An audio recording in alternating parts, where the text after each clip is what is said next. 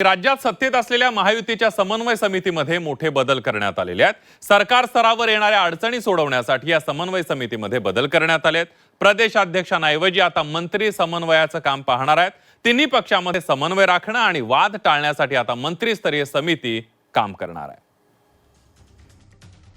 पक्षाचे जे प्रमुख असतील इतर त्यांच्याशी चर्चा करणं हे आवश्यक आहे। तिन्ही पक्षाचे मंत्री एकत्रितून एका ठिकाणी येऊन त्या ठिकाणी समन्वय साधतील अशा प्रकारचा एक फॉर्म्युला महायुतीने केलेला आहे। मंत्र्यामध्येच म्हणजे सुरू आहे की पहिले पक्षात समन्वय नव्हता म्हणून पक्षाची होती, आता मंत्र्यात समन्वय नाही आहे म्हणून मंत्र्यांची समिती। राज्यात सत्तेत असलेल्या महायुतीकडून समन्वय समितीमध्ये मोठे बदल करण्यात आले आहेत।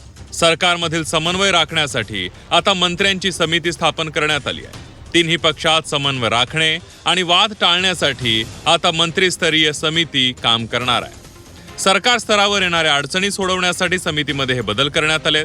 प्रदेशाध्यक्षांऐवजी आता मंत्री समन्वयाचं काम पाहणार आहेत। भाजप प्रदेशाध्यक्ष रवींद्र चव्हाण यांच्याऐवजी गिरीश महाजन यांची या समितीमध्ये नियुक्ती करण्यात आली आहे, तर मंत्री शंभूराज देसाई यांच्याकडे समितीचं समन्वयक म्हणून जबाबदारी देण्यात आली आहे। महायुतीचे कोणकोणते नेते समितीमध्ये असणार आहेत त्यावर एक नजर टाकूया। चंद्रशेखर बावनकुळे भाजप, गिरीश महाजन भाजप, उदय सामंत शिवसेना, दादा भुसे शिवसेना, छगन भुजबळ राष्ट्रवादी, हसन मुश्रीफ राष्ट्रवादी या मंत्र्यांचा समन्वय समितीमध्ये समावेश असणार आहे। महायुतीमधील तिन्ही पक्षांमध्ये समन्वय राहावा आणि सरकार स्तरावरील अडचणी सोडवण्यासाठी या समितीची स्थापना करण्यात आली आहे। महायुतीच्या समन्वय समितीचा मुख्य उद्देश काय असणार आहे त्यावर एक नजर टाकूया।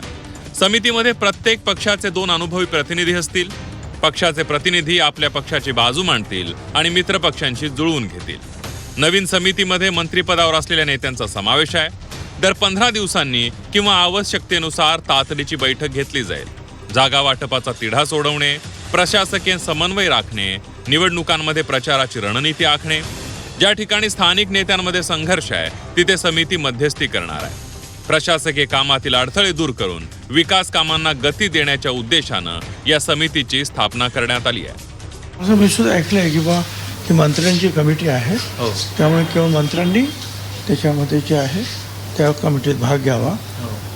परंतु शेवटी या सगळ्या मंत्र्यांनी जे आहे आपले जे पक्षप्रमुख आहेत त्यांच्याशी चर्चा करणं किंवा पक्षाचे जे प्रमुख असतील इतर त्यांच्याशी चर्चा करणं हे आवश्यक आहे आणि ते सुद्धा ठरलेलं आहे। तसं स्ट्रॅटेजीचा भाग आहे। मंत्री असतात, मंत्रिमंडळाच्या बैठकीमध्ये मंत्र्यांचा संवाद हा होत असतो एकमेकाशी आणि वेळ ज्याला म्हणता येईल प्रत्येकाचा एक वेळ वेगळा त्याला बिझी असतो, त्याच्यामुळं त्यांना भेटता येत नाही, मीटिंग लवकर होत नाही।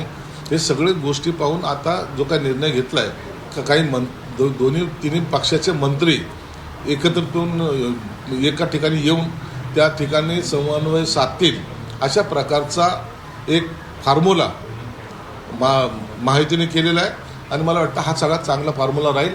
दर आठवडा 10 दिवसाला त्यांची बैठक होईल। तर महायुतीमधलं शीतयुद्ध शिगेला पोहोचलंय, त्याचं कधीतरी युद्धात रूपांतर होण्याची शक्यता असल्याचं म्हणत काँग्रेस नेते विजय वडेट्टीवार यांनी महायुती सरकारवर निशाणा साधला।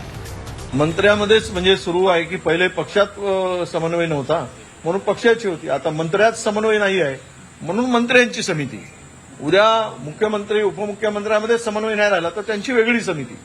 सध्या राज्यात हेच चाललेलं आहे, एकमेकाची जिरवण्याचं काम पद्धतशीर सुरू आहे। निर्णय फिरवले जातात पहिल्यांच्या मुख्यमंत्र्यांचे आणि आताच्या मुख्यमंत्र्यांनी अनेक निर्णय फिरवले आहेत, त्यामुळे यामध्ये युद्ध नाही पण शीतयुद्ध मात्र प्रचंड शिगेला पोहोचला आहे। त्याचं आता फक्त रूपांतर वारमध्ये होण्याची शक्यता आहे, तो कधी होईल याची आम्ही वाट बघतो। महायुतीमधील पक्ष पातळीवरील आणि सरकार स्तरावरील मतभेद आणि वाद टाळण्यासाठी महायुतीने आपल्या समन्वय समितीमध्ये मोठे बदल केले आहेत। आगामी निवडणुकांमध्ये समन्वय साधण्यासाठी ही मंत्री समिती महत्त्वाची भूमिका बजावणार आहे। तर दुसरीकडे या समितीमधून प्रदेशाध्यक्षांना वगळल्यामुळे अनेकांच्या भुवया उंचावल्याचं पाहायला मिळत आहे। ब्युरो रिपोर्ट, झी 24 तास।